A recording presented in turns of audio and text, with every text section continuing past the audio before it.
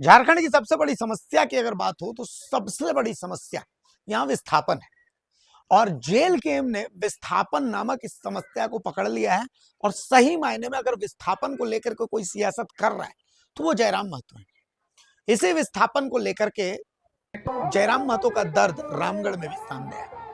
असल में रामगढ़ में सीसीएल अरगड्डा इलाके में जयराम महतो पहुंचे थे और जेल गेम का एक बड़ा कार्यक्रम यहाँ पर। रामगढ़ सिरका अरगड्डा स्थित श्रमिक फुटबॉल मैदान में झारखंड लोकतांत्रिक क्रांतिकारी मोर्चा इकाई रामगढ़ के बैनर तले रैयत विस्थापित अधिकार महासभा का आयोजन किया गया। इस कार्यक्रम में पार्टी के केंद्रीय अध्यक्ष सह डुमरी विधायक माननीय टाइगर जयराम महतो मुख्य अतिथि के रूप में मौजूद रहे। कार्यक्रम में मुख्य अतिथि टाइगर जयराम महतो ने कहा कि जिस क्षेत्र में कार्यक्रम हो रहा है वो विस्थापितों का क्षेत्र है। विस्थापन का दर्द, विस्थापन की पीड़ा, अपने खेत खलिहानों को देने के बाद भी नियोजन के लिए पुलिस की लाठियों का सामना करना पड़ता है।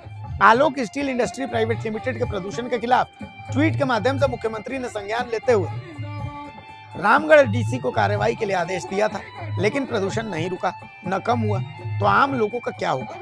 कोई भी समस्या को एकजुट होकर लड़ाई लड़ने से समस्याएं छोटी पड़ जाती हैं, इसलिए सभी को एकजुट होने की जरूरत है। जनता की समस्याओं का समाधान करना ही उनका मुख्य लक्ष्य है। झारखंड में कोई भी कंपनी, फैक्ट्री या उद्योग बैठती है तो बैठने से पहले उसका व्यवहार जनता के प्रति प्रेम होता है, लेकिन जैसे ही स्थापित हो जाती है उसके बाद उसका व्यवहार चेंज हो जाता है। यह है झारखंड की सच्चाई। झारखंड के नेता सिर्फ कमीशन लेना बंद कर दें तो आधे से अधिक विस्थापन की समस्या खत्म हो जाएगी। अपने हक की लड़ाई को बगैर किसी बड़े नेता, सांसद, मंत्री, विधायक के लड़ना होगा, बल्कि एकजुटता के साथ लड़ना होगा, क्योंकि गांधी के देश में गोला बारूद, तोप की जरूरत नहीं होती है। अगर आपके अंदर हौसला, हिम्मत, जज्बा और विश्वास है तो लाठी से भी एक आंदोलनकारी लड़ाई लड़ सकता है।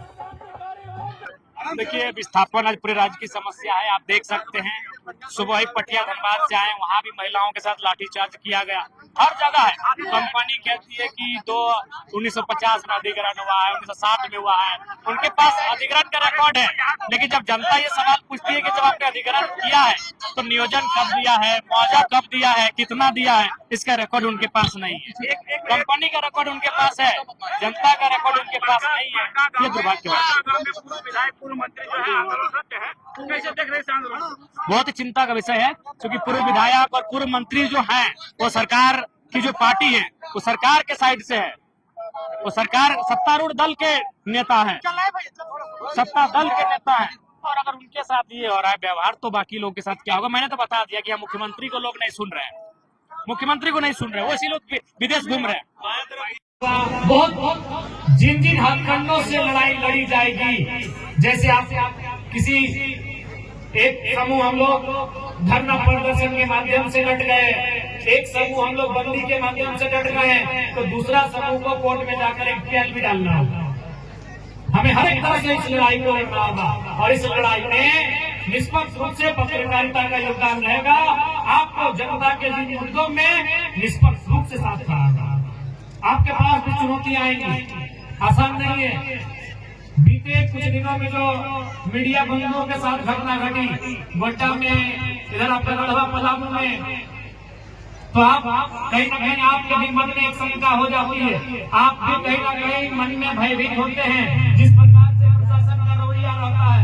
इसलिए आपके लिए भी चुनौती रहेगा, इस परिप्रेक्ष्य में आपके लिए भी चुनौती रहेगा। लेकिन मैं मानता हूँ आप लोग चुनौतियों से लड़ने के लिए हमेशा तैयार रहते हैं। इस बार चाहे वो मुद्दा रामगढ़ का हो या झारखंड के किसी कोने का, मीडिया का वही योगदान होगा जो योगदान उन्होंने कभी अंग्रेजों के कालखंड में इस देश के लोग, एक आम व्यक्ति की आवाज को, इस देश के एक आम व्यक्ति की पहचान को मदद करने के लिए किया था। आज वही योगदान आपका इस राज्य में रहेगा, आज वही योगदान पीड़ित शोषित जनता के लिए आपका रहेगा। इसलिए आपको भी अपने योगदान का निर्वहन करना होगा।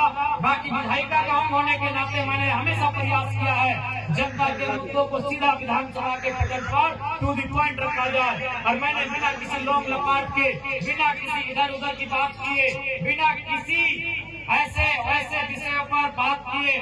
मैंने हमेशा मुद्दों को विधानसभा पे लाके रखा है।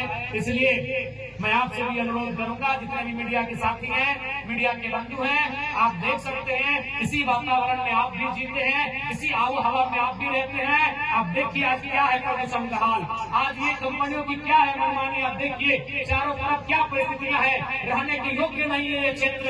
इसलिए इसी समाज में आप भी रहते हैं। हम चाहते हैं कि आप कलम की लड़ाई में आप अपना योगदान देंगे जनता जनार्दन को।